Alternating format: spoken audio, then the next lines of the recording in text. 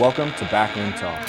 All right, guys. Well, welcome to another episode of Backroom Talk. We are joined by repeat guest Michael Bann. I've been doing a lot of striking and stand-up stuff for quite a while, but just wanted to throw in the jiu-jitsu just because there's less concussions.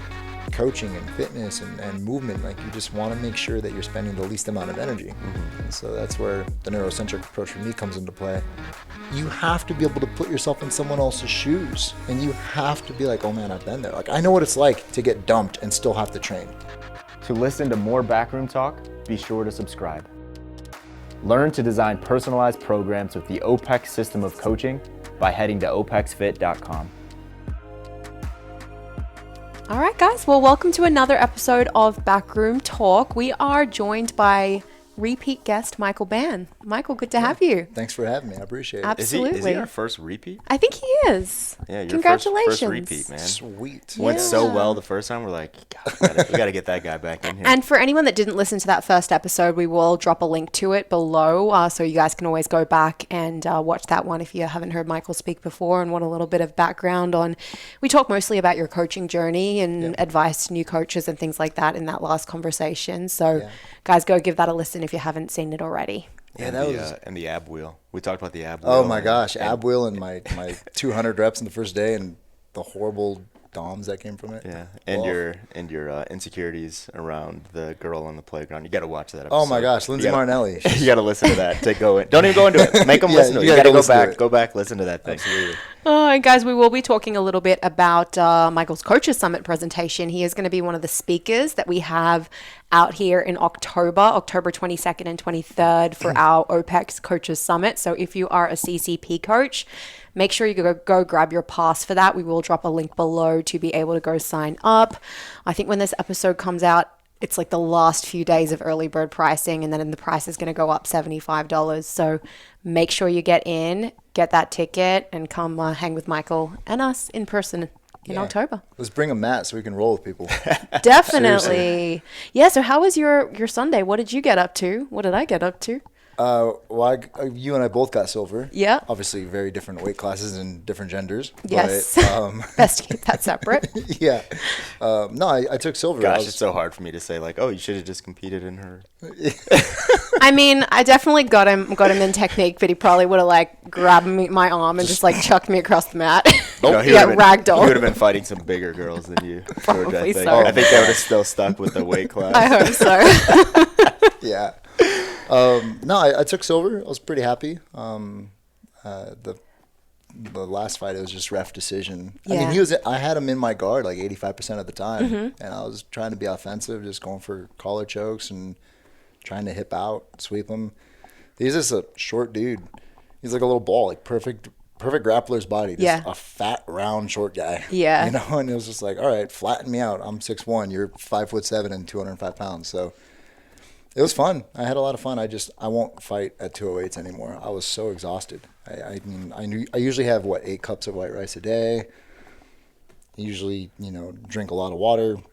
And I hit the sauna 3 times within 24 hours, just like make sure that I could make weight. And I was just exhausted. So I'm going to fight in the 220s from now on. So I can just eat my 8 cups of white rice and drink my water and be happy. Because right before the fight, I took my bottle of honey, and squeezed like so much honey, and then drank a liter of coconut water, and it like got me through.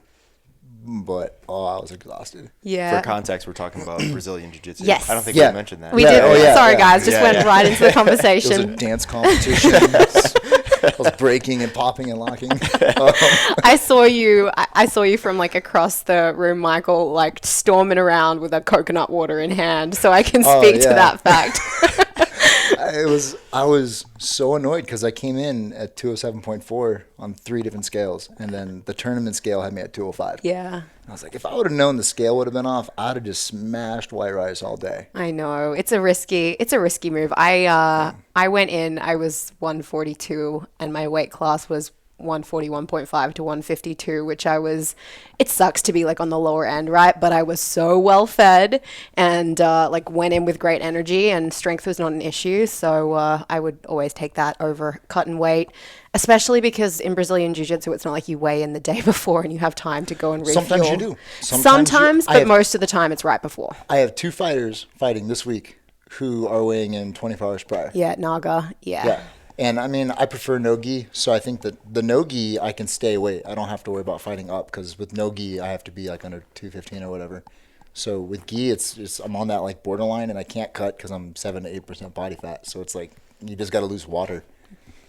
It sucked. It does. Well, let's like rewind a little bit, because I think last time we spoke was maybe like when you were really beginning to ramp up the martial arts training or the jiu-jitsu at that point. Yeah, I was ramping up the jiu-jitsu. I had been doing a lot of striking and stand-up stuff for quite a while, but just wanted to throw in the jiu-jitsu just because there's less concussions.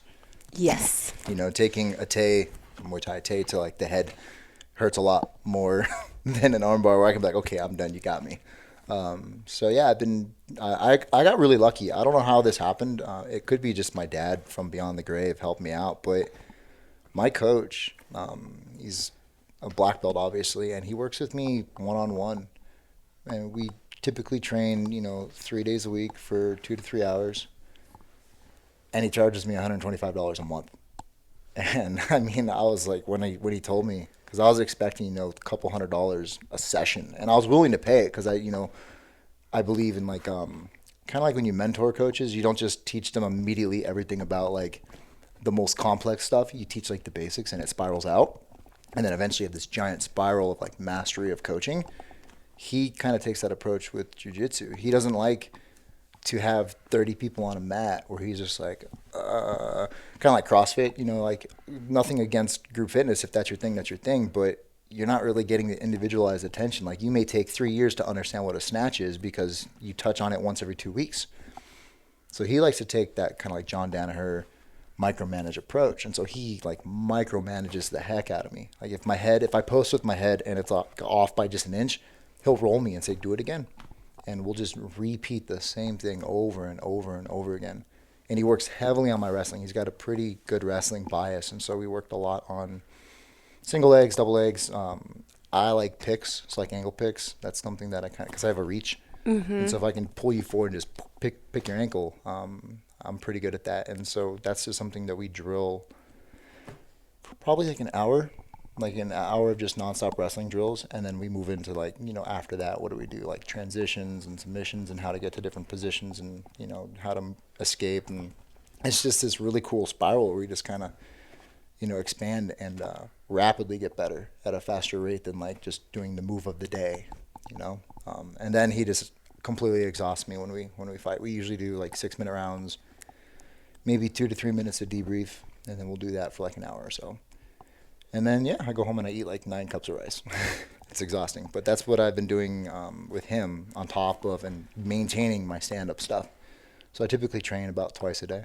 Yeah. What is the goal for you there? Is there an end goal that you're working towards? Do you just enjoy the process and, the movement? That actually kind of ties in with, the samurai coach, like the talk I'm going to give. Basically, the end goal is to just keep going. Yeah, there is no end goal. You can never be a master of anything because once you think you've mastered it, you've already strayed from the way. So it's more just I want to do this every day for the rest of my life. And so there's a lot of cool things that I get out of it.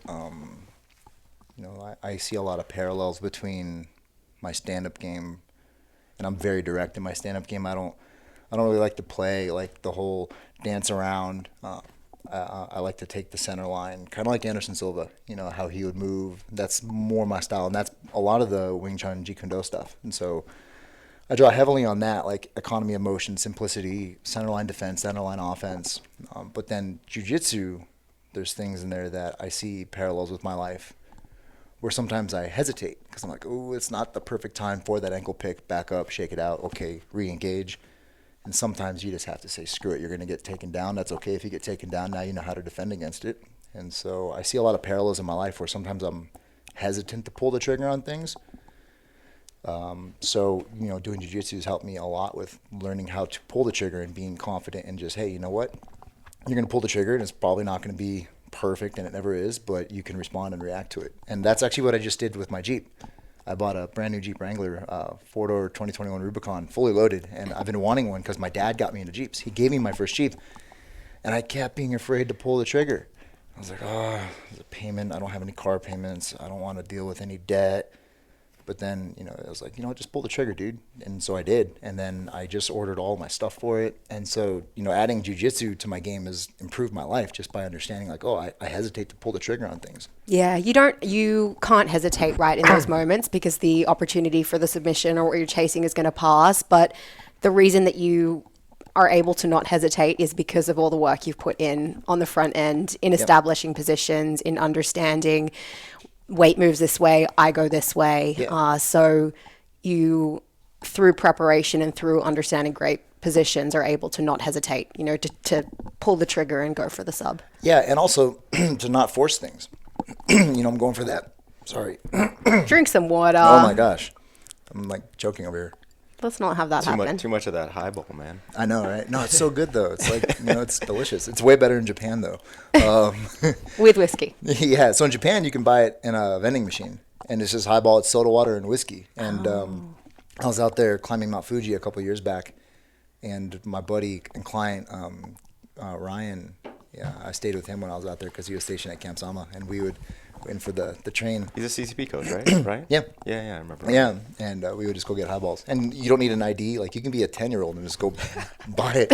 It's such a weird culture because, like, they're honor bound, right? Like, that, like they just know not to do that. If you're 10, you're not going to go buy whiskey, which I really like. But, yeah, the whole not forcing things, right? So you're going for, like, that lapel choke, and you're like, nah, my hand's not deep enough, behind the neck. I'm not going to get it. Okay, you know what? Screw it. I'm just going to drag the arm, hip out, take the back. And, that didn't work. Okay, sweep them. And it's just the constant flow of like, that's not working. Let's go this way. Nope. Okay, let's go this way. And it's so similar to Wing Chun. Wing Chun, I think, is more of like that stand-up grappling thing. It's not technically stand-up grappling, but when you're using Wing Chun, like, you don't think, he's hitting my arm, I'm going to force my way through it. It's just, nope, I'm going to go around and I'm going to take back the center. And it's, in Wing Chun, we say, see an elbow, take an elbow. That's no different if you're grappling. I want to control your arm. I want to control your elbow. I'm not going to necessarily just grab here, but I might want to grab behind here and pull you. And so a lot of cool parallels. And I find that just reflecting on it and meditating on it, it just makes me go, wow, okay, I'm kind of like that in my life. Let's not do that. And so it's been pretty fun. And then the competition side, I just think that, for me at least, and everyone's a little different, but pugilism, testing my fitness like against a barbell is cool. I love that I can squat 440 pounds. I love that I can bench 330. But that's not the same as like, can I put my fitness against somebody else and really see how far I can take it and like try to manhandle them while they're manhandling me? Can I defend against that? Going back to your coach, because it kind of seems like you and him have a similar style in the way that you approach your craft. Is there anything that he's taught you that you've taken from the mat to your coaching practice, if that makes sense? Yeah. Yes, the whole idea of resisting, stop resisting and trying to force something, just go with it. So a lot of the times I'll have a client, and I have one client right now actually, Rich, and he was dealing with some like body aches and body pains, and I'm training him for a pipeline, for special operations. And it was kind of like, instead of trying to force him, be like, no, we have to do it this way. I was like, hey man, when you were at your best, how did you get there? And let's just go with that, and let's just flow. And instead of trying to force things, like, no, it has to look this way. It should look this way. This is the split. This is how it should be. High-low looks like this. Conjugate is Monday, Wednesday, Friday, Saturday. I was like, you know what? How do we just take the principles and apply it and just kind of flow with it and then adjust on the fly? Mm-hmm. And so the same kind of concept. So, I'm 6'1", 205 to 208 pounds. My coach is 150 pounds. What works for him can't work for me. I can do different things because I have a reach.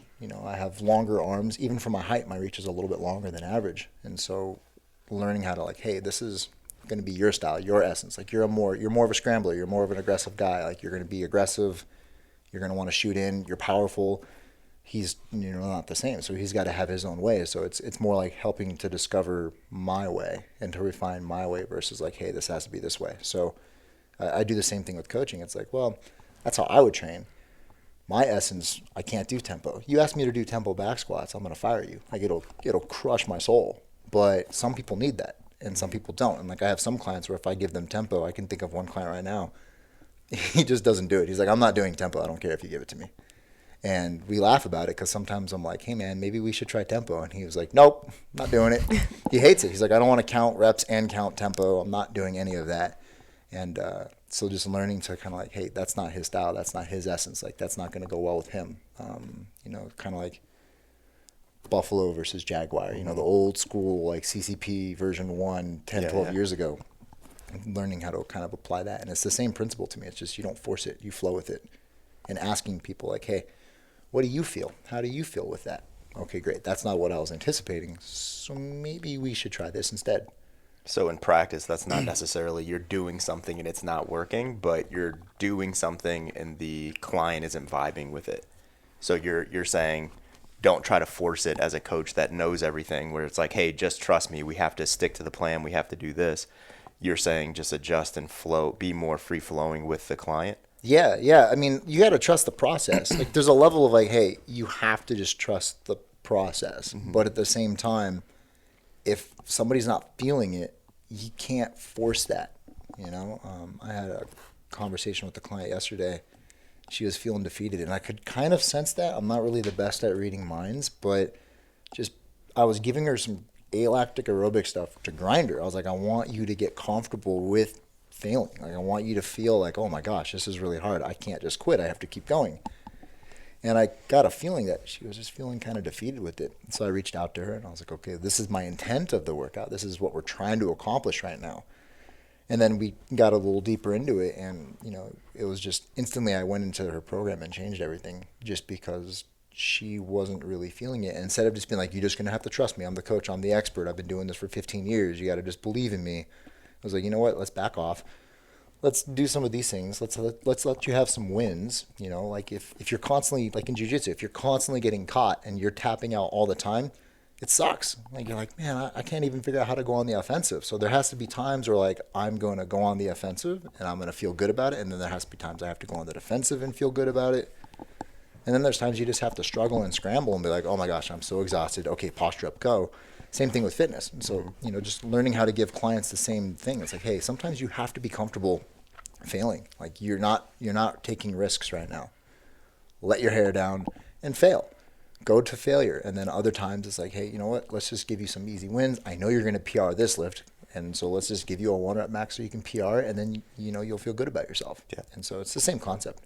And my coach does it all the time to me for jiu-jitsu, and even in my stand-up stuff. There are times where, we're working on things and he'll completely just trick me out. And next thing you know, I got like some tay to like my head. And I'm like, oh crap. And then there's other times where he's, letting me work on my offensive and letting me work on my distancing. And same thing with the ground game. Sometimes he lets me take him down sometimes. And sometimes he shucks me down and starts circling my back, and I'm like, turtle. So it's the same concept, I think. And I don't think principles transcend paradigms. Mm-hmm. I've been saying that for quite a while now. I think I first said that in Yaki Rosa's gym, 3-4 years ago when I was teaching down there. And they do. Like, if you pay attention to the world around you, you'll see parallels to everything. And that's kind of what, the samurai, like if you read the Hagakure, it's actually like a main lesson. And Miyamoto Musashi, in his book, Book of Five Rings, he talked about it too. Like, the ultimate aim of martial arts is to be able to use them in all things. It's not just like, oh, here's your sword, now you're a martial artist, but it's, you take those lessons and you apply them to everything in life. Yeah, I'm going to butt in and share my experience in answer to Carl's question as well, just very quickly. But it's definitely taught me patience in accepting that if you want to get good at something, you have to do it over and over and over again, and you have to be okay with being a little bored. In my own fitness and in, communication with clients. Like, in jiu-jitsu, the people that are successful in the long term are the ones that are okay with doing the same thing 500,000 times and being incredibly bored through that process, but not minding, not being disturbed or upset by the fact that they're bored and they're doing the same thing repetitively. Yeah. What other things outside of jiu-jitsu have you guys ever experienced that same feeling, or is this the first time you drew those parallels where it's like, oh my gosh, now I get it? Is it like, did you guys read a book? Was it in other things, or is this the first time you ever kind of drew that parallel and felt that? Gosh, for me, I think this is the first time that has really been reinforced for me, the idea that if you want good things to come, you have to be incredibly patient and persevere and work through, again, the monotony and the boredom. The notion of being okay with like the day in, day out, the monotony, though, is something that like I have thought about and carried with myself for a long time. My husband and I, like our wedding vows, we made, poked fun at the idea that marriage is not about the wedding. It's not about, the exciting celebration and everything like that. It's being able to, live through the little unsexy day by day that inevitably arises. So I think that is something that I've always known, but to actually put it into practice and have to experience it, jiu-jitsu is like the first thing that's really driven that home for me. Shooting. Yeah. How many times have you dry fired, man? Like dry fired thousands of times, and it's boring. Like you're not really doing anything. It's just boom, boom, boom, boom, and it's the fundamentals in everything. Baseball. I experienced that playing baseball. I experienced that playing soccer. I experienced that with everything growing up. Taekwondo. Like I did Taekwondo for a long time. And just, okay, how many times did I practice this side kick? Okay, well, we're going to do it again for another 2 hours today. Mm-hmm. And it's just constant drilling of the fundamentals. And when I try to relay that to clients, if they understand like any of the stand-up stuff, I try to explain it's kind of like, it's like footwork. Mm-hmm. You can win a fight just through footwork alone. Or transitions. Like on that one fight where I had the ankle pick, I just transitioned on him and then just didn't let him, really move.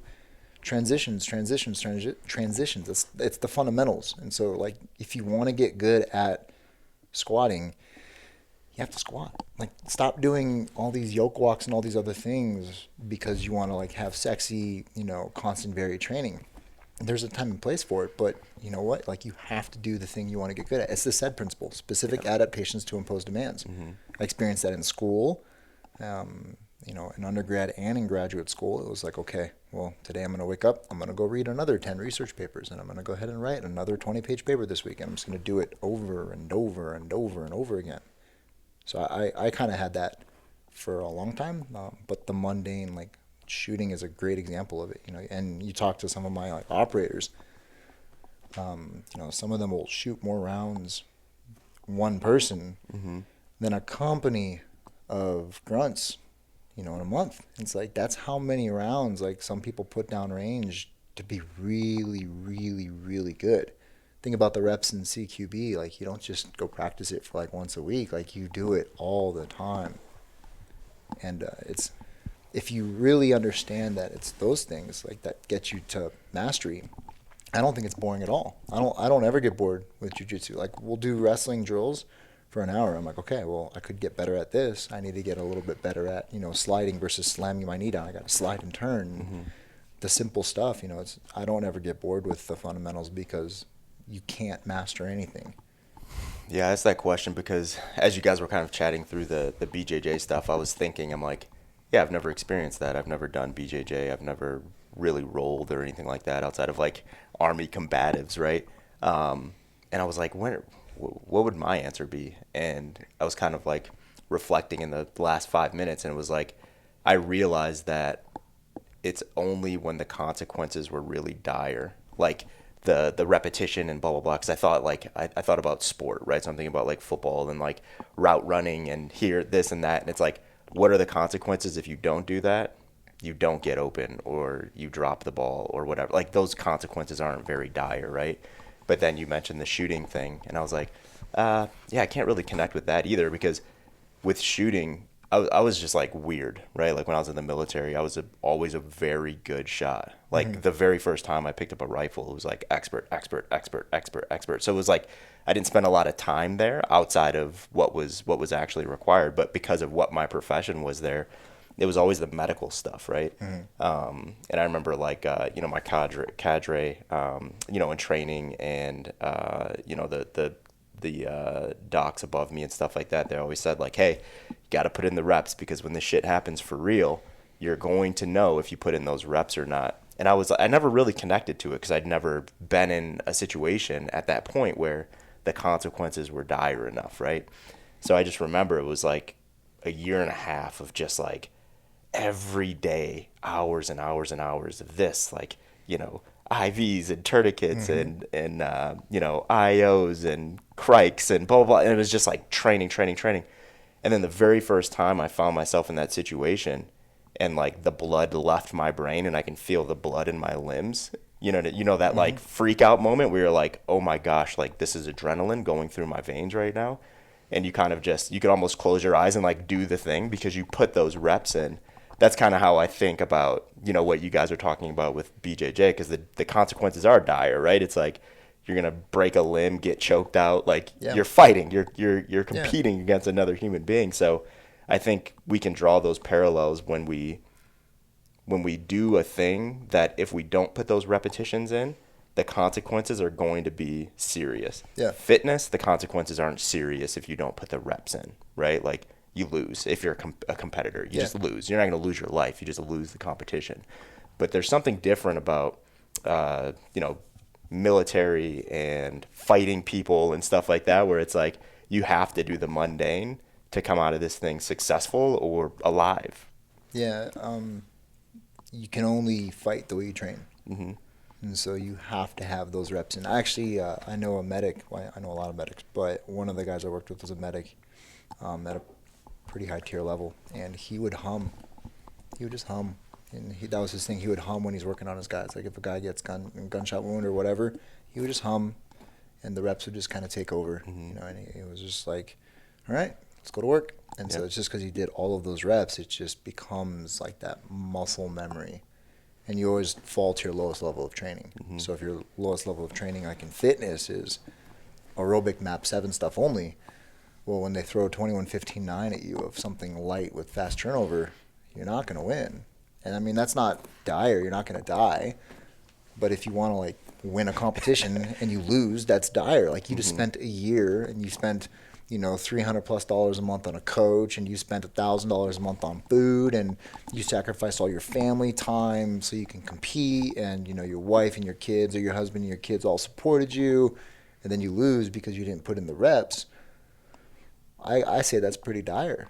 Think about you're not dying, but still, like all that time for that person in that scenario, it's like the world is coming to an end because they failed, right? Yeah. And I think that's where, again, like, you have to put in the reps. And this is the same thing with coaching. I mean, I've written probably now at this point 40,000 programs.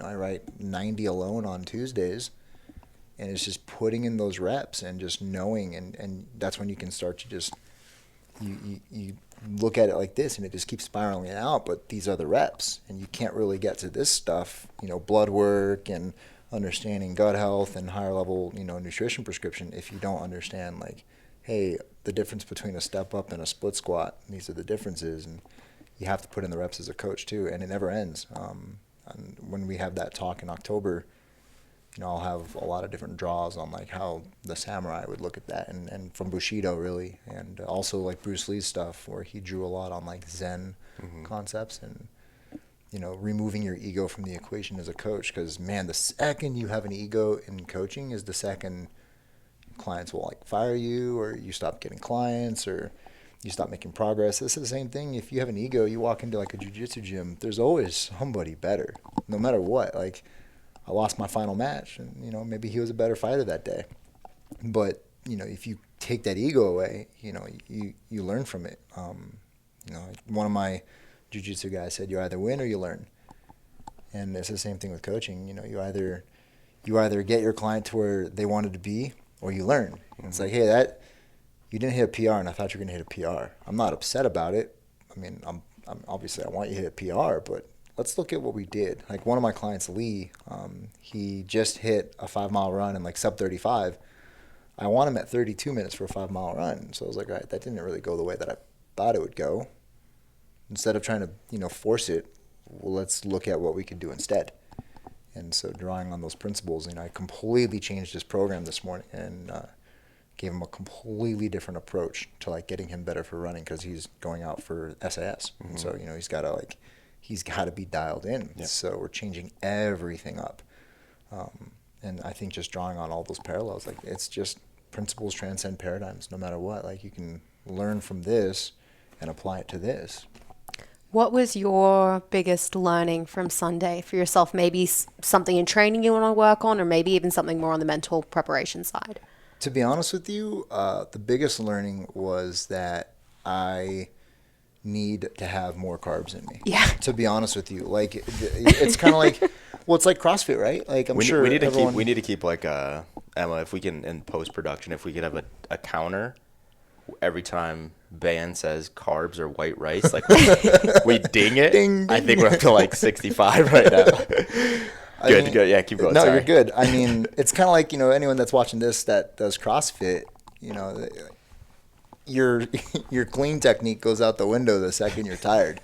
You're like, oh, I'm just going to get it done. Like, you start grinding it. And it was the same thing like that. The fight where you saw, where I had that ankle pick and I took him down, like, once I mounted him and, I had him on his side and I was trying to roll him to his stomach, my foot, he was shorter than I was. So my foot got caught inside his pant leg. And then he like straightened his leg out. So my foot was stuck and rolled in his pant leg. And I didn't have the strength to like get out. I was too exhausted. And I mean, I had, basically had him on his stomach. So I wasn't too worried about it with a minute left. So I was like, I'm just going to hold this position. But had I had more energy, I really think I probably could have actually submitted him. So like my biggest learning is, one, I'm not making money on this. This is a spiritual journey for me for the rest of my life. I don't need to worry about cutting weight to like be the heaviest in a weight. I'd rather be 208 pounds or 210 with my gi and feeling like I could squat 200 kilos as I walk on that mat. Because I probably, like the way I felt going onto that mat, I felt like I could maybe squat 150. Like 330 pounds, I do that for sets of like 10. So going onto the mat, that was my biggest learning, was like, nah, you know what? I'd rather fight a 215 pound dude with my strength level. And as a master's athlete, like most master's athletes in jiu-jitsu that I've seen that are in the heavyweights aren't heavyweights because they back squat 200 kilos. No. They're heavyweights because they like beer. Yeah. And so, and don't get me wrong, I like beer too, but it's relying on my fitness more and trusting myself and saying, hey, you know what, I don't have to cut because I'm not making money on this. If it was $1 million fight, it'd be different. Yeah. Because everything that I was trying, I was like, I've done this 10,000 times. It wasn't something that I was like, oh man, I don't know how to get out of this. I don't know how to do this. It was like I could hear my coach. I think everyone could hear my coach. He was so loud. I could hear him for sure. sure. Like on the other side of the stadium, people could hear him. And in my head, I was like, I know, I'm trying. I'm too tired. I'm exhausted. I don't have any energy, man. I have zero energy right now.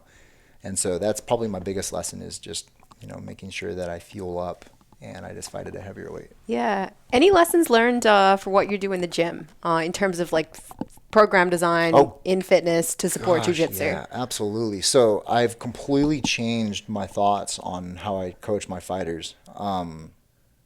So any of you that are actually like fighters or jiu-jitsu athletes that are watching this, or if you're coaches and you coach people like that, simplicity, KISS principle, keep it simple, silly.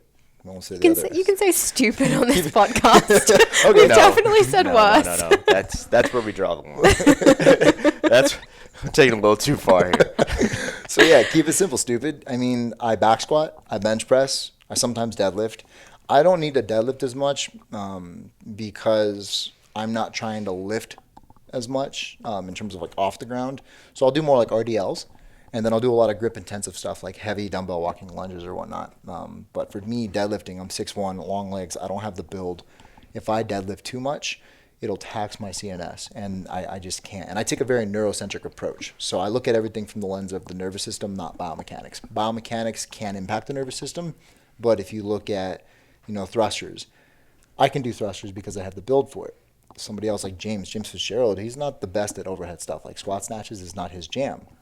So if he was to do the same volume, same everything, it'd probably age him faster and it would tax him faster.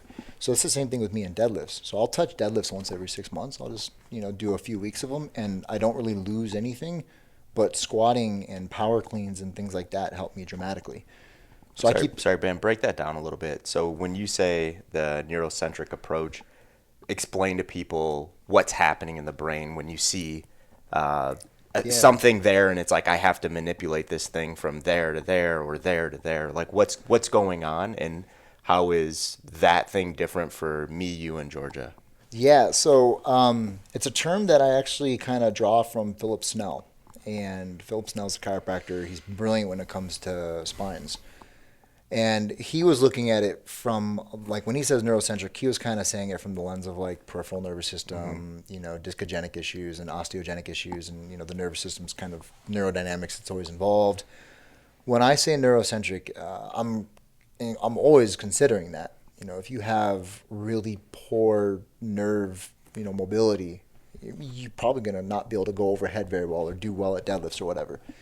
But I'm also considering the central nervous system, so the hypothalamic pituitary organ axis, so not just like the adrenal axis, the thyroid axis, the gonadal axis, but I'm considering how the brain is talking to the body. So thyroid hormones, stress hormones, sex hormones, anything like that, that's impacted by fitness. And so anytime that I push the nervous system, I need to be aware that there are days I have to not push the nervous system. Mm-hmm. So metabolic conditioning can be really intense on the nervous system. I mean, anyone that's ever done a 2K row time trial with any semblance of real power, a 2K row in like 6:15, ow, that hurts. Like, that is excruciating, and that's going to impact your nervous system dramatically. But a 2K row at, let's say, 9 minutes, even if that's your max effort, that's not going to really drain your nervous system as much because you're just not strong enough to like feel pain. And so when I look at biomechanics, I consider that in the nervous system as well. Like, if you are a great squatter, you can squat so much more frequently. Look at Olympic lifters. They squat like every day, but they're also really good at squatting. Imagine trying to give somebody that has horrible squat mechanics squatting 3 times a week or squatting horrible. 4 times a Just week. put my hand up. Just not ideal, not horrible. Yes. Though. Yeah. You're fine. Like, you think about that. Like, how would you feel recovery-wise, overall, just everything-wise, if you were to go and squat with some real mental intent 3-4 times a week? Oh, it can crush your soul. So considering biomechanics, that's why I look at movement screens. So when I look at a movement, I don't pass-fail because movement is so much more complex than that. So I look at it and I go, okay, well, you're not a great squatter. Like, whether I use CCP principles or if I go with the FMS or SFMA or any organization out there that looks at squats, I just look at that and I go, well, that looks like it's hard on your brain. Like, it just looks like it's not easy. And so if I give you high volume of that, that could really drain you. And so I need to be aware of that in the program design. And so then you mix that in with like outside activities like BJJ or Muay Thai or boxing or anything. But what you just said, you have to have a very advanced brain to be able to do that, right? Like,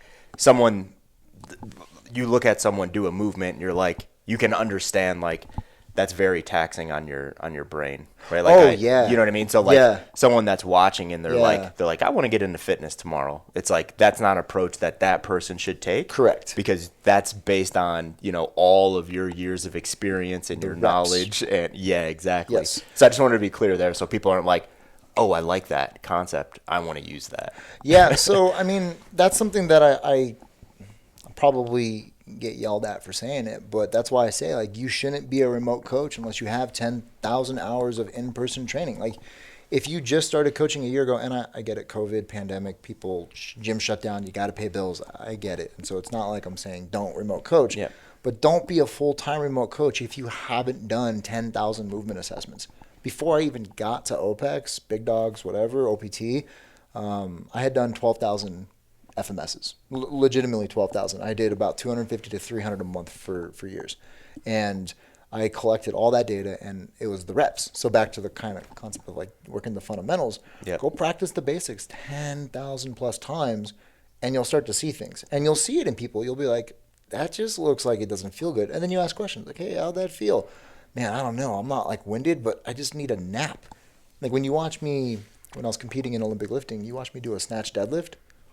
Can I have straps? Like, just strapping helps me not need a nap. But after, 5 reps, I'm like, oh man, I know it was only 80 kilos, but I'm going to go sit down for 5 minutes.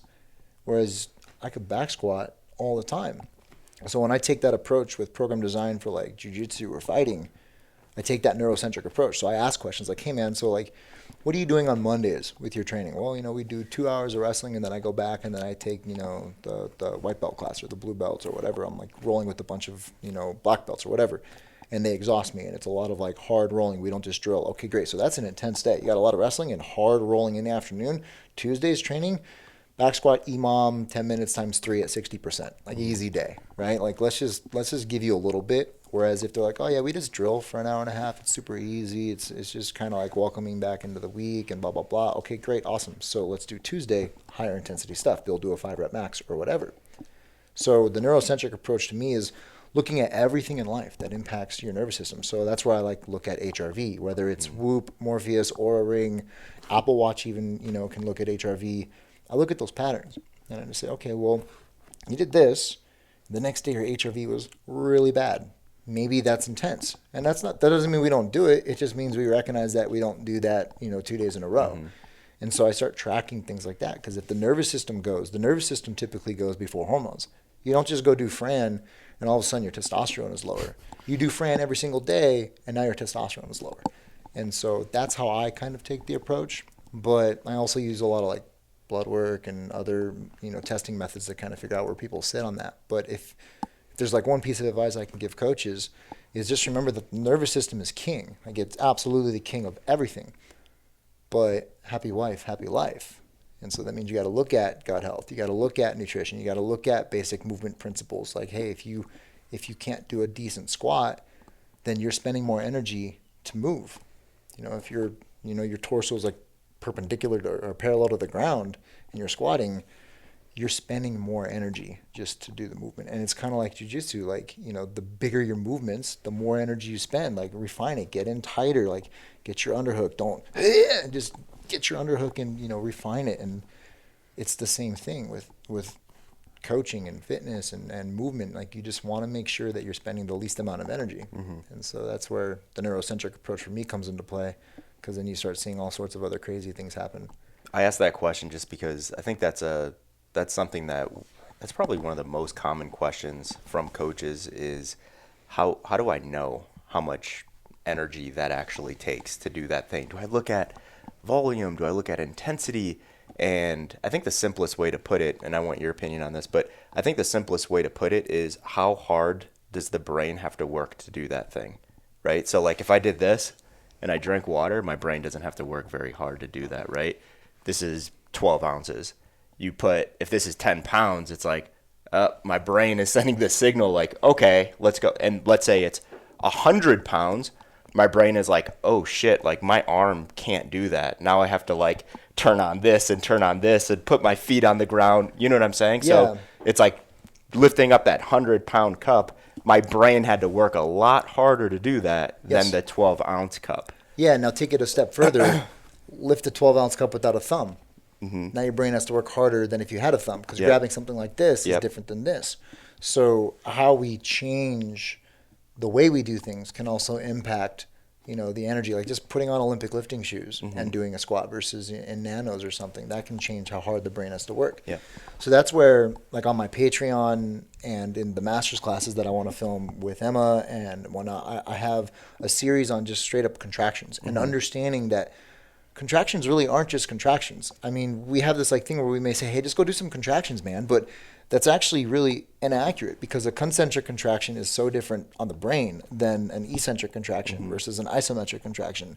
And then you have to consider, and again, this is like you start with just the basics and then you get out into, spiral out. But when you start spiraling out, you start realizing that an open chain, single joint, concentric exercise is going to have a very different impact on your brain than a closed chain bilateral spinal loaded exercise.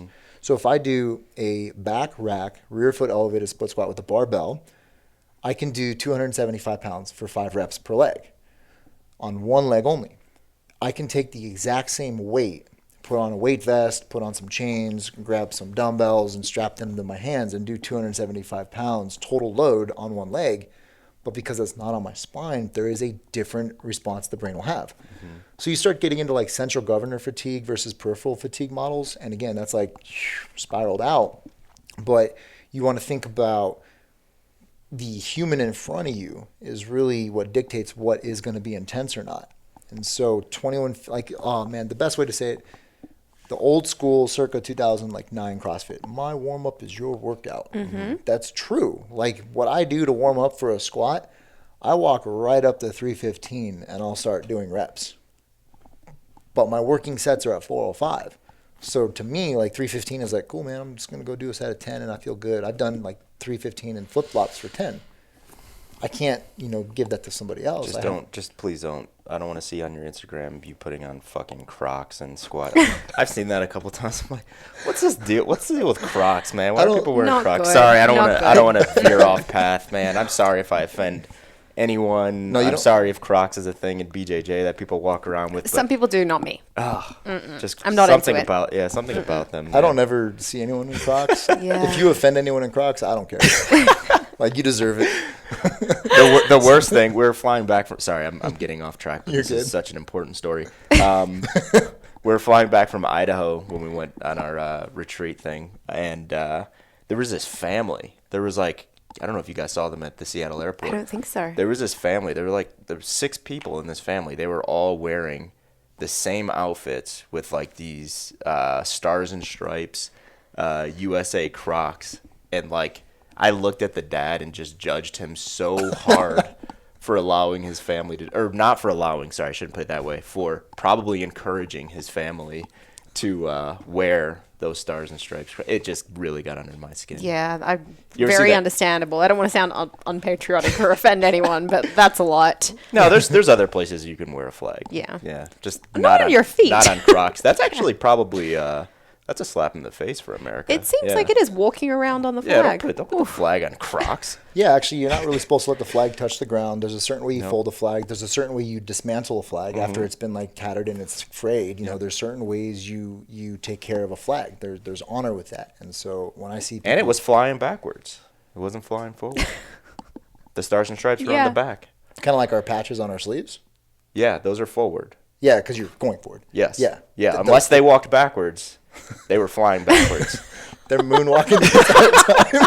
Through the airport. What if I just stopped and like, excuse me, sir, can you please walk backwards with those Crocs? You'd be so confused. All right, I'm so sorry. I got No, us way off you're track. good. Where were we?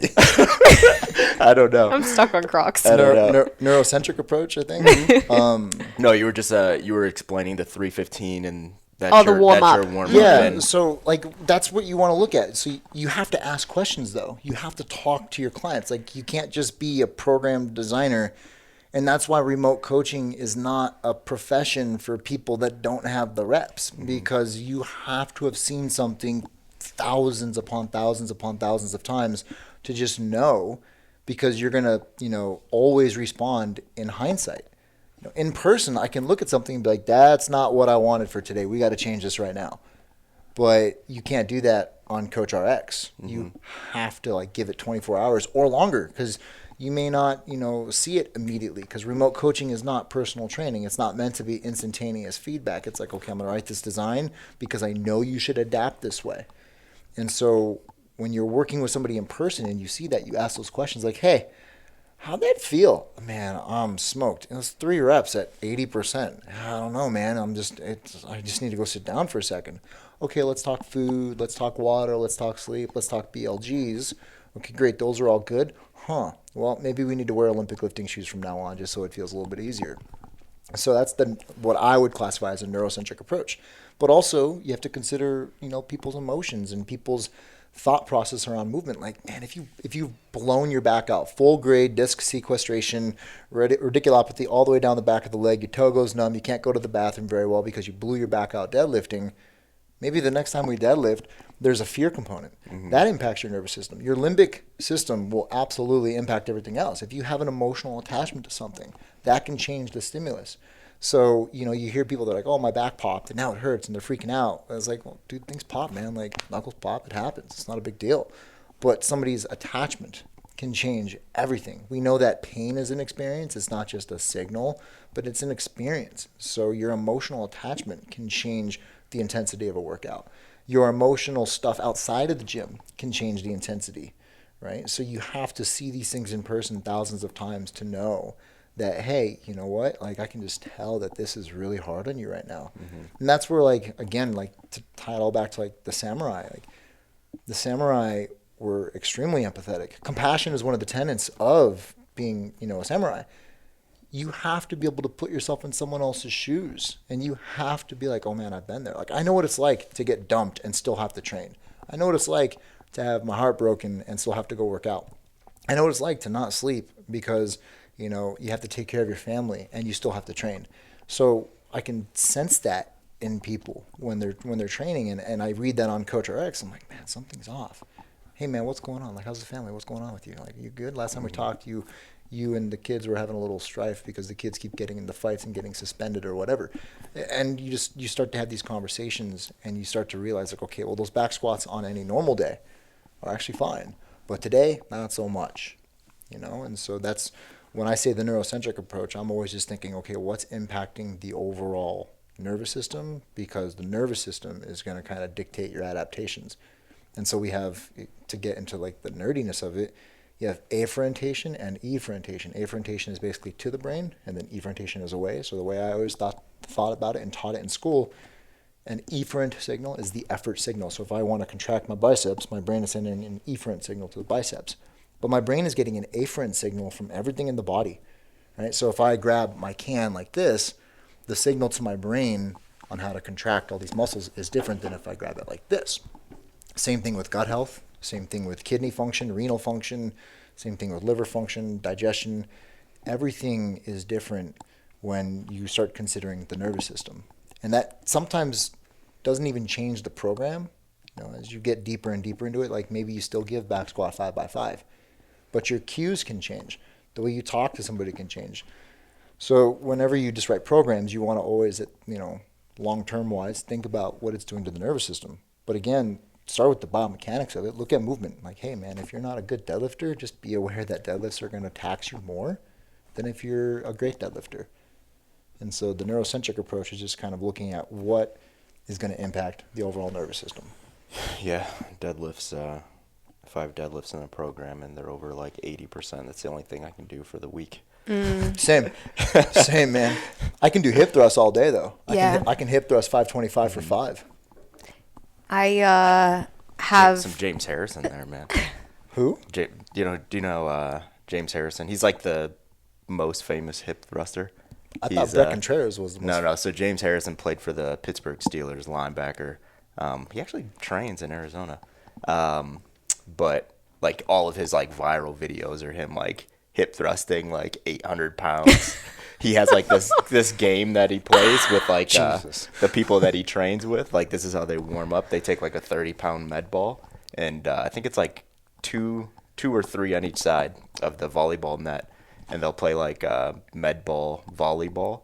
And it's like something like intervals of like 5 minutes on, 2 minutes off, 5 minutes on times 3 of just like, you know, side tosses. I've seen that. Yeah. So that's James Harrison. Okay. So when I think of like really heavy hip thrusts, like ridiculously heavy, with like human beings standing on either side to give them more weight, I think of James Harrison. He's the guy. Gonna have to go watch some videos after this. He's a powerful dude. Yeah. Yeah, if you can hip. Powerful dude. I hip thrust 525 for 5, and I thought I was cool. But he's like in I think it's like 850 or something like that.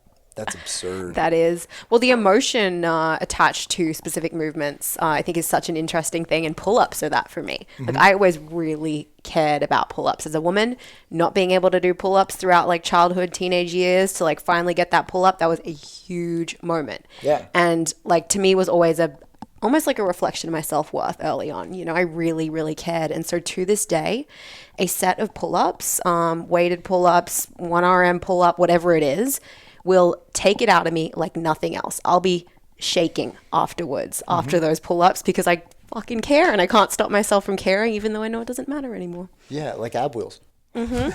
He's just shaking off to the ab wheels. Yeah, man, you got to get the ab wheels in. Ab wheels and bench press. What else is there? I need to think of my emotionally connected exercise. What would it be? Oh, I don't know. Okay. I need to think about that. Okay. I don't know if I have one. But that's a good drill for coaches to do, though, because, anyone that's listening to this, you're a human being, so you've obviously had emotional responses to things in life. Like I have Asperger's, and I'm like notorious for being a Vulcan.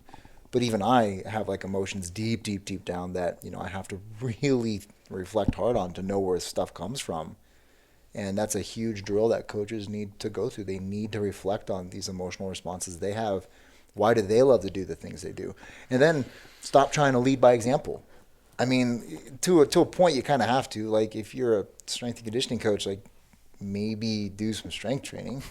But, like, you don't have to do what your clients do. Like, I don't ask my clients to eat 8 cups of white rice a day unless they need it.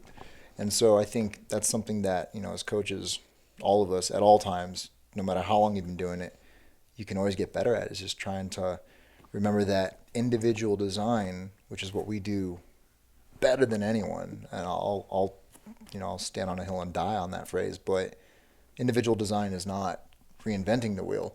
It's just understanding how to apply the wheel for that person. So it's not, I'm going to give somebody constant sexiness, but you're going to take principles of program design and nutrition prescription and all these different things, like good principles, which of course, again, transcend paradigms, but you apply it to a human being with their goals, their needs, and their desires in mind. And so you may have 72 people that are all on a 3-day-a-week split. And you may have everybody doing volume on Monday, but the volume they're doing could be MAP 7 versus 5x5 versus power clean EMOM battery work. It all looks different, but the principle is the same. And so in order to get to that point, you have to reflect and really understand why you do what you do so you can build that empathy. Whether it's cognitive or affective empathy, you got to build it as a coach. And I think that's where understanding the principles of, the samurai and Bushido and just general martial arts, I think that really translates into one's ability to coach at a very, very high level. So, whether it's Jeet Kune Do and the Zen style stuff from the Chinese, or if it's like the Japanese Bushido stuff, it's all the same. The Stoics said the same thing. They just discovered it on a different continent, on a different timeline, But I think no new problems exist, no new questions exist. The stuff that we're struggling with as coaches right now, James Fitzgerald had struggled with at one point, and James's mentors like Poliquin had struggled with at one point, and Poliquin's mentors had struggled with at one point, and we've all, the struggles of man haven't really changed. Yeah. History repeats itself. Yeah. I mean, you hit on something powerful there where, the principles thing and trying to use those principles with every net new person, because, I've said this before, but I think no matter how intelligent you are, no matter how many clients you've coached, no matter how much experience you have, every new client that you take on is a net new, brand new N=1 experiment. And how do I make this fit for them? Because it's a lot more than just program design, right? Like there's conversations, there's getting to know someone, there's understanding what they respond well to, what they don't respond well to. It's always this like ongoing challenge of understanding and trying to allow them to understand why are you doing this thing? You know what I mean? Yeah. What is your end game? And I think at the end of the day, most realize that there is no end game. Kind of circling back to how you started this whole conversation, it's just like, hey, this is just an ongoing journey. It's just I want to just be able to do this thing forever. Yeah, there is no end game at all. There's actually a really good passage from the Hagakure where he kind of talks about that, and I'll paraphrase it because it's a long passage, but essentially there is no end, to the path. Like the second one thinks that they have reached the end, they've already strayed from the way. The only time somebody really reaches the end of the path is upon death. And upon death, that's when people will say they have followed the way. Mm-hmm. But otherwise, it never ends. There's never a moment in time where you have perfected anything. I think for those that are watching, if you have the opportunity, you should watch Hero Dreams of Sushi. It's a phenomenal documentary. So good. Yeah, it's a phenomenal documentary on this amazing sushi chef. And I actually went to there's only one Japanese restaurant in Arizona. I thought you were going to say you went there. I was like, bro, I'm so jealous. Yeah. No, well, I mean, I've been to Japan multiple times, and that restaurant, well, I couldn't get a reservation. Yeah, it's like years, right? Yeah, but I went to, I think he's retired now, but I went to. His son's running it now. Yeah, in the documentary, his son said he was an apprentice and he had been doing this for like 50 years. Yeah. Like Talk about reps, the whole rice thing. And it's like how long 10 you have years to perfect learn. the sushi rice. Yeah. So I went to this Japanese restaurant in Arizona, in Scottsdale. It's called Shinbei, and it's the only official, like, real Japanese restaurant. And you don't get to pick your food. It's a 6-course thing. It's already picked out for you. They don't care about your gluten intolerance or whatever. You get what they give you. And the head chef had been a chef for 43 years. He's from a small little village between Kyoto and Tokyo. And so, like, there's a gazillion of little villages, so I don't remember the name of it. But he'd been a chef for over 4 decades, like longer than I've been alive. His assistant chef was the one that spoke English. So, like, the head chef didn't speak any English. The assistant chef spoke English. And so I asked him, I was like, how long have you been doing this? I've been doing it 20 years. I'm his assistant. I was like, okay, imagine doing something for 20 years and considering yourself just the apprentice, just the assistant. You're a beginner. And it's that beginner. I'm going to have to get the name of this place after. Shinbei. Okay. Shinbei. If you're in Scottsdale, it's in Old Town Scottsdale. Okay. For anyone that's going to be in the talk in October, highly recommend look. I mean, it's pricey. It's like $200 a person, but I swear to you, it's worth it. And you don't walk out stuffed. It's like they give you one piece of fish, and they put it on some rice, and they let you like flavor it, and they talk about the fish, and they talk about why they chose it and the way they cut it. It's an experience of experiences. And I grew up very Japanese. My first words were Japanese. My mom and dad and brother lived in Japan for like a decade. So I grew up with that kind of culture. So that mindset's always been instilled in me of just like, you're never going to be a master, ever. Like, you can't master anything. Anyone who claims he's a master is a master of nothing. And so that constant striving for perfection, knowing you'll never be perfect, but being okay with it, is the mindset of a coach, or the samurai coach, as I would call it. And obviously, I'm not a samurai. I'm not walking around with like a sword with my armor. Are you going to be in costume for this presentation in October? That'd be legit. That'd be 2 times more entertaining, actually. I could, because I do have clothing that I did buy. Well, actually, I didn't buy it. Ryan gifted it to me when I visited him in Japan when I was out there a couple of years ago, and I could wear that for the doc. I think you should. You know, he'll see this, and he'll actually text me right away. He'll signal me, because he doesn't text. Everything's on signal for him. But yeah, he'll message me. Do it. But yeah, I mean, just that constant striving for perfection in everything you do. And just being okay with the fact that you'll never be perfect. And like, really, you spend 10 years to learn to make rice. Like, I make rice with my rice cooker. I'm good. Like, sometimes when I'm in a pinch, I go to Whole Foods and I buy the rice that I just throw in the microwave, and it microwaves it in 90 seconds. That's my rice. But there's a dude that spent a decade or longer, 20 years, learning to make rice, learning to pack rice, learning to cut fish. Oh, no, you didn't cut it right. Do it again. That's like that mindset of like, okay, I wrote a program. And that's something that coaches, I think, get bored with. Coaches especially. Like, I've written back squat 5x5 thousands and thousands and thousands of times. And you will too. You got to be okay with that, because to the client, it's brand new. It's, oh my gosh, back squat. I'm excited to back squat 5x5, 80%. I hit a PR 2 weeks ago. I'm excited to grow and get better. Back to back squatting. So to the client, what you write could be very new. But to us, if we're writing, like I write 90 programs on Tuesdays, it can feel mundane and repetitive, but it's actually insanely calming to sit there and be like, okay, I'm writing this. Okay, could this be better? How could I refine my system of how to use Coach RX? And I'm at a point in my craft where I'm like finding bugs. And I'm like, hey, you know what? For me to write 90 programs and save an extra hour per day, I think if Steve would just tweak Coach RX a little bit like this, I can get a little faster. I can get more efficient, which means I have more time to go train or take my Jeep off-roading or do whatever. And so it's this constant level of Kaizen, like refining of systems. How do I make things more efficient? How do I remove stuff? Stop trying to add to your cup, remove from your cup, so you have infinite potential for what you want to put in your cup.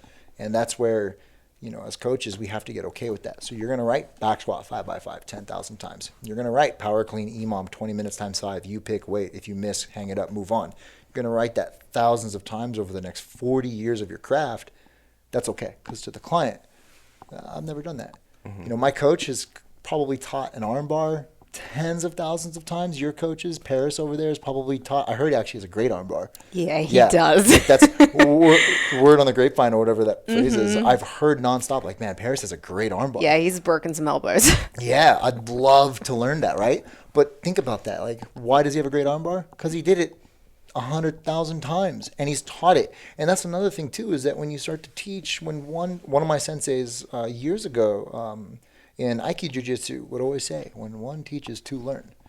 And so when you start explaining stuff to your clients, you start to realize, wait a second, like I'm not fully understanding why I'm giving this. Crap, I need to understand at a deeper level why I'm giving this. And that doesn't mean you start explaining everything down to like the mitochondrial level unless they want it or need it. But it's just learning to teach something. And when you teach it, oh my gosh, do you master it faster?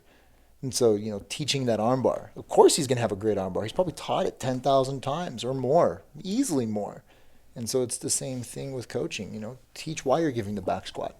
Well, I'm giving you the back squat because of blah, blah, blah, blah, blah. And then you start to develop that your own mastery. And then you have to do the back squat yourself. And you may not be a great back squatter, but you should at least try it and learn what it feels like so you can build that empathy. When people struggle with back squats, I have a hard time empathizing because I'm like, back squats are easy, man. I used to go back squat every day. What are you talking about? But it's like I have to go practice other things that are a real struggle so I can begin to put myself in their shoes and be like, yeah, I know what you mean. That's like deadlifts for me, man. Like, whew. And it's that constant, you know, the harder you train, the harder you study, whatever it is, the more you learn to develop that compassion. And I mean, for me at least, like I was probably, I mean, when Emma and I met, I was very, very challenged with dealing with emotions because I was a Vulcan, you know, and I was just like, why are you crying? Like, suck it up. Like, that was my mentality towards everything. And now, like, having been through, you know, all the stuff that I've been through with hard training, like, the harder I train, the more love I develop for people, the more compassion. I'm like, man, I just got my butt kicked. Sweet. Like, now I understand this, and now I can be more empathetic. And so it's really just, you have to be in the trenches and do things, and you have to struggle, and you have to practice the fundamentals. And then that's where you eventually just wither away and you're done, and that's it.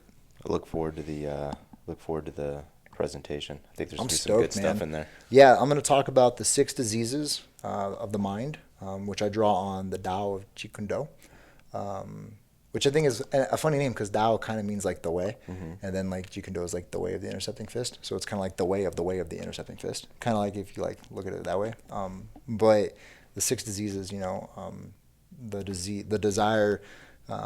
Man, I'm like drawing a blank now. The desire for victory, the desire to display all that has been learned, the desire to play the passive role, the desire to resort to technical cunning.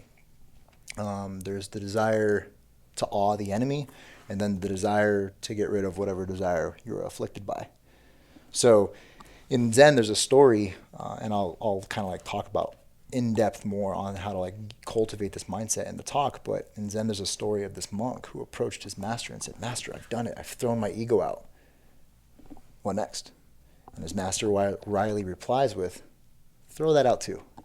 And so it's like you want to get rid of your ego, but the desire to get rid of your ego is your ego. And so learning to get rid of your ego, not because you want to get rid of your ego, but because it's just something to be removed. Developing that mindset as a coach will lead to much more mastery. And when you get to that level, you realize that there's still more levels to go. And so anyone that knows me knows that I love Dragon Ball Z, Dragon Ball Super. I'm like a super nerd.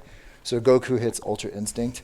But if you read the manga, there's more levels to Ultra Instinct. So Ultra Instinct is like, cool, man, you're now a beginner again. Like, you've mastered everything. And guess what? You have 10 more layers to go, so you're back to being a beginner. So it's like when you're a black belt, awesome, congratulations. Took you 10, 12 years, 15 years even to get your black belt. Guess what? Now you got years ahead of you to get your 2nd degree, 3rd degree, 4th degree, etc. So like, congratulations, you're a black belt. Now the learning begins. And that's with coaching. Like, I've been doing this 15 years. I'm only now starting to learn the deeper stuff and how it all really applies. And at the end of the day, it's a people job. So if you keep that mindset, you know, and you recognize that the fundamentals to the person you're helping, that program that you're writing may seem mundane to you, but to them it's everything. It's their best part of their day. It's the part of their day where they get off work and they get to go train. They get to go feel strong and empowered. And it's boring to write it, but to them they love it. And if you write it 20,000 times, you'll start to have a deeper understanding.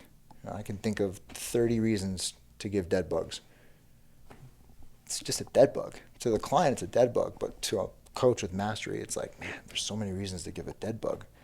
Talk about diaphragmatic breathing, Cisterna-Kylie, lymphatic movement. Are we talking single leg strength, hip flexor strength for, bridging so you don't get mounted. There's a million reasons to give a dead bug. But really, it's just a dead bug. And so learning, an armbar is an armbar, but there's a gazillion ways to get to it. It's the same principle. So learning that as a coach, I think, is imperative. And my talk hopefully will help enlighten people on like a way they can take their own path. Because my path is unique. You can't take my path. Just like I can't take your path. And so showing people kind of like the principles and the tenets of Bushido and the 6 diseases and how to work through those things. And it makes dealing with frustrating clients, because we all deal with it. We deal with those clients that are super frustrating. It makes that just melt away like butter. There's no more frustrating clients for me. I used to have all sorts of clients where I was frustrated with, and I haven't had a client I've been frustrated with in years. So learning to work through that, and it develops your consulting skills. So cool. Yeah. Look forward to it, man. Definitely. I'm super stoked. So as a reminder, guys, if you are a CCP coach, you are invited to the OPEX Coaches Summit. Just make sure you grab your pass before they sell out. So go ahead and see that link in the description for this episode. Michael, anything you'd like to leave people with? Anywhere you would like them to go to contact you? Yeah, you can check me out on Instagram at Coach_Michael_Bann. Someday I'll change that. That's too much. I have a Patreon, so anyone that wants to like do deeper dives and have access, I do monthly Q&As, like webinars, lots of videos. I post up a lot of my papers that I wrote in grad school, 15, 20-page research papers on like training programs and nutrition and whatever and whatnot, research reviews. So I had that on my Patreon, and then after I get done taking care of my family and all the family stuff we were talking about, filming master classes with Emma and getting all that taken care of as well. So yeah, that's pretty much it. And then again, just slide into my DM, as the kids say, Well, you coach people and you're also mentoring coaches right now. Oh yeah, I forgot about that. So I coach people. So if you want, That's It's like, oh yeah, shit, I'm a those coach. 90 programs you wrote yesterday. my brain's fried. Yeah. I coach athletes. So for athletes that want to get better in whatever endeavor they're attacking, I'm obviously, I'm your guy. And then for coaches that want to learn, I offer mentorship. And so the mentorship, I'm a huge believer, meet people where they're at and then nudge them forward. So mentorship is very much, hey, what are you trying to get out of this? Okay, let's develop a plan that lasts for 12 weeks to mentor you to get you to where you want to be. So for some, like I have one mentee right now, teaching them about how to interpret labs, not from a medical perspective, but just like, hey man, like if you see this, that's something that a doc has to take care of. Or hey man, like research shows that this could mean that they're overtraining. And these are things that we have to be aware of when we work with the special operations population, teaching, program design principles, et cetera, on the mentorships as well. And then I have coaches that want to hire me to authentically learn. And so they want me to do their fitness and they want to learn in the process. And so whether you're an athlete that wants to just get better, or if you're a coach that wants to authentically do it, or if you want to be mentored, hit me up on Instagram. Awesome. All right. So no OnlyFans. We were trying to figure out the difference between OnlyFans and Patreon the other day. And I was like, I think it's the same thing, just with different intentions. Yeah, you actually can do the same thing on Patreon that you would on OnlyFans. Oh. There is an option for that. Like porno? Yeah, you can okay, actually like cool. have a sexual Patreon. Cool. And so like whenever I post videos or whatever, Yeah. I have to like make it say like, no, it's not an 18 or above category. Oh, okay. Interesting. Yeah. Doesn't Yeah. go the other way though. There's no one like putting out good educational content on OnlyFans. I believe there are, but I don't think it's like in the fitness world. Okay. But I think there are people out there that do like makeup artistry or whatever. Okay. On Oh yeah, OnlyFans. fair. That's fair. Yeah, but you see that probably more on Patreon, because I think that's where Patreon wanted to go with it. Yeah. Like they wanted to be the intellectual. Like, I don't think people are OnlyFans. like downloading OnlyFans and like searching for makeup reviews. Probably not. Yeah. Yeah, definitely not. Okay, cool. Yeah. So Yeah. I just need to pack all this away so I know where to go. Yeah, go to Patreon. I might go to. So when I created my Patreon, because I didn't know about Patreon. Yeah. I only knew about OnlyFans, and I was going to make an OnlyFans to do it. And somebody reached out to me on Instagram. Hey man, I'll sign up, but you got to do it on Patreon. If I sign up for your OnlyFans, my wife is going to assume things, and I'm going to be in trouble. And I was like, what's Patreon? And so he like walked me through it, and I was like, done, signed up. So you almost had an OnlyFans is what we're learning. That's why I took that photo shirtless in front of a fan at the old OPEX as like a joke to be like, I'm going to make an OnlyFans. Well, it's a slippery slope, right? You start with the program design content. Next thing you know, you're It posing. just takes one request. Someone's like, hey, That's man, it. yeah, like, I really enjoyed that research review.